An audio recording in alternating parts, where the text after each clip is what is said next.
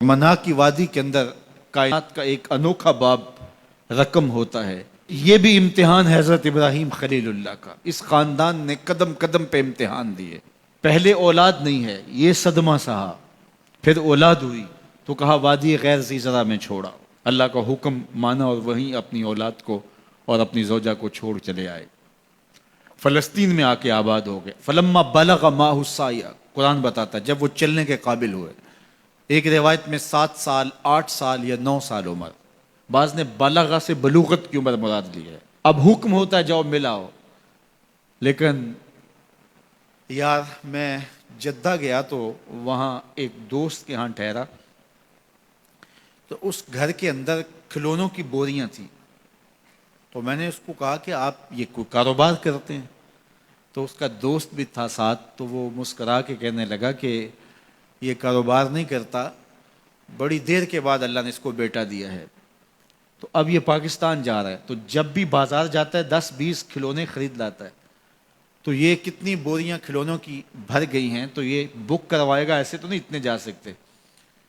تو یار اتنے عرصے کے بعد بیٹا ہوا اور باپ ملنے جا رہا ہے، تو اس نے کھلونے جمع کیے۔ لیکن یہ کیسا باپ ہے جس کو حکم ہوتا ہے اتنے طویل عرصے کے بعد بیٹے کو ملنے جا رہے ہو، ایک چھری لے لو، ایک رسی لے لو۔ یار ان کے نام باقی ہیں تو یوں ہی باقی نہیں ہیں، امتحان کتنے بڑے تھے۔ کہا جاؤ، لیکن ہاتھ میں رسی لے جاؤ، ہاتھ میں چھری لے جاؤ۔ حضرت خلیل اللہ پہنچتے ہیں، اپنی زوجہ سے ملے اور کہا بیٹے کو تیار کر دو، دوست کی دعوت پہ جانا ہے۔ مانگ سجا دی جاتی ہے، بیٹے کو نئے کپڑے پہنا دیے جاتے ہیں۔ اللہ اکبر، بیٹے کو لے کر نکلے۔ یار بیٹا ان فوان شباب میں ہو، چڑھتی جوانی ہو، تو باپ دیکھ کر کے کتنا خوش ہوتا ہے، اور پھر اس کا بیٹا بھی اکلوتا ہو، اور بیٹا بھی بڑھاپے کا سہارا ہو، عصائے پیری ہو، رب سے مانگ مانگ کے لیا ہو، اور پھر بیٹا بھی وہ جس کی پیشانی میں محمد کا نور چمک رہا ہے۔ ایسا بیٹا تو چہرے کی بلائیں لینے کو جی چاہتا ہے، لیکن حضرت خلیل اللہ اللہ کے حکم پہ اس بیٹے کو ذبح کرنے کے لیے ہاتھ میں چھری اور رسی دبائے منا کی وادی کی طرف بڑھ رہے ہیں۔ شیطان نے سمجھا کہ اس سے نازک مرحلہ اس خاندان پہ نہیں آ سکتا، حضرت حاجرہ کے پاس پہنچا۔ پتہ ہے شہزادے کدھر گئے ہیں؟ کہا ان کے باپ لے گئے ہیں دوست سے ملاقات کروانے کے لیے۔ کہا نہیں، وہ ان کو ذبح کرنا چاہتے ہیں۔ کہا سوچ کے بات کر، وہ باپ ہے ذبح کرے گا؟ کبھی باپ بھی بیٹے کو ذبح کرتا ہے اور بے قصور ذبح کرے گا؟ میں جانتی ہوں کتنی آہ سحرگاہی کا نتیجہ ہے وہ بیٹا، اللہ سے کتنی رو رو کے دعائیں مانگی اور وہ فرزند ملا۔ کہا وہ اللہ کا حکم سمجھتے ہیں۔ تو حضرت حاجرہ نے کہا ظالم تو کہیں شیطان تو نہیں؟ اگر رب کا حکم ہے، میری گود میں ایک اسماعیل ہے، کاش 1000 اسماعیل ہوتا، راہ خدا میں قربان کر دیتی۔ اسماعیل علیہ السلام کے پاس شیطان پہنچ رہا، اسماعیل پتہ ہے تیرے باپ تمہیں کدھر لے جا رہے ہیں؟ کہا کہ کدھر؟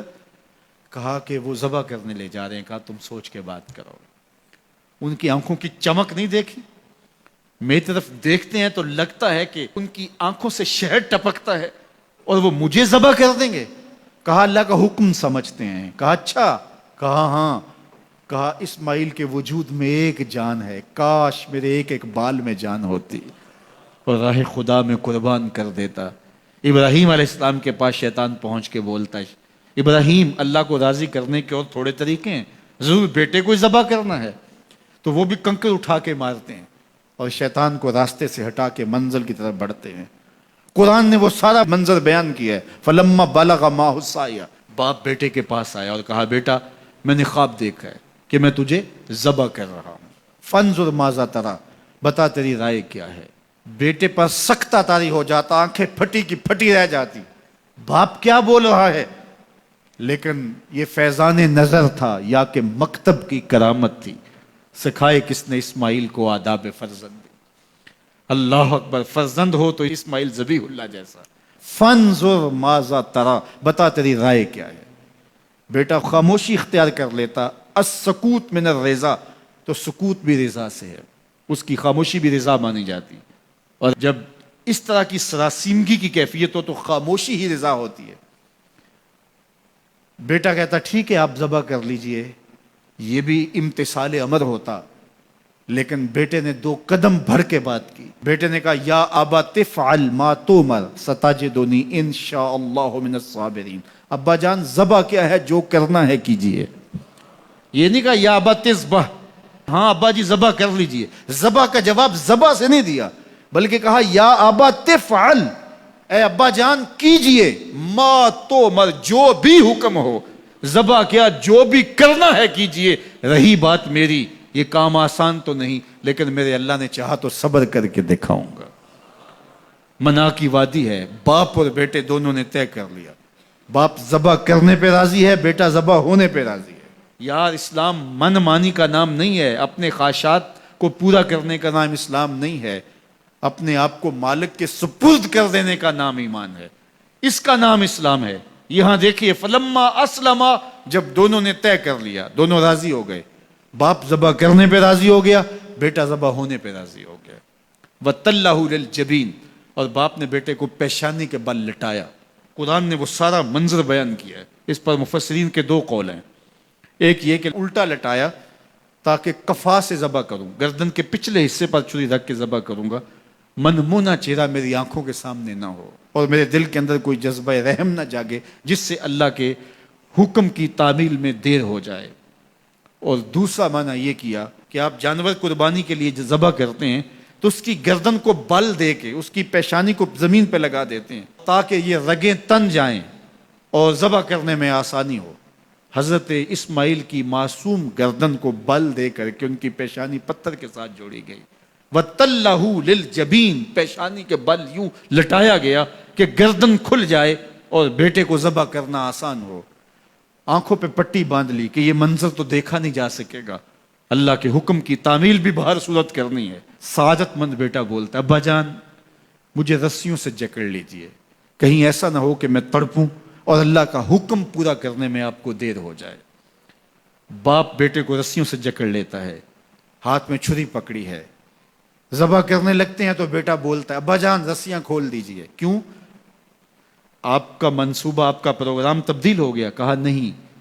تو پھر کیوں رسیاں کھولوں؟ کہا کہیں ایسا نہ ہو کہ کل کا مورخ لکھے کہ باپ ذبح کرنا چاہتا تھا، بیٹا ہونا نہیں چاہتا تھا، باپ نے باندھ کے کیا. کھول دیجئے، نہیں تڑپوں گا. رسیاں کھل جاتی ہیں. بیٹا پیشانی کے بل لٹایا ہوا ہے، ہاتھ میں چھری پکڑی ہے، منا کی وادی ہے، کارکنان قضاء و قدر کی چیخیں نکل رہی ہیں، حوریں تھرا رہی ہیں، زمانہ کانپ رہا ہے، منا کی وادیوں پر تھر تھراہٹ ہے. مالک قیامت آنے والی ہے. فرشتے بھی پوچھ رہے ہیں کہ مالک کیا ہونے والا ہے. کہا تم کہتے تھے انسان کو پیدا کر رہا ہے، سجدے تو ہم کریں گے، ذرا میرے بندے کی ادا تو دیکھو، ذرا میرے بندے کا انداز محبت تو دیکھو، میری فرما برداری، انقیاد امر اور اطاعت اور امتثال امر کی مثال تو دیکھو، ذرا دیکھو میرا بندہ میرے حکم کی تعمیل کیسے کر رہا ہے. اللہ اکبر. کائنات آنکھیں جھپک رہی ہے، سورج منہ چھپا رہا ہے کہ یہ منظر دیکھا نہیں جا رہا، اور منا کی وادی تھر تھر کانپ رہی ہے کہ ایک بوڑھا باپ ہاتھ میں چھری پکڑے اپنے نونہال فرزند کو ذبح کرنا چاہ رہا ہے. عجیب منظر ہے کائنات کے اندر. حضرت ابراہیم آگے بڑھے، بیٹے کی گردن پہ چھری رکھی اور پوری قوت کے ساتھ چھری کو جنبش دی. اللہ اکبر. لیکن ایک بال بھی نہیں کٹا.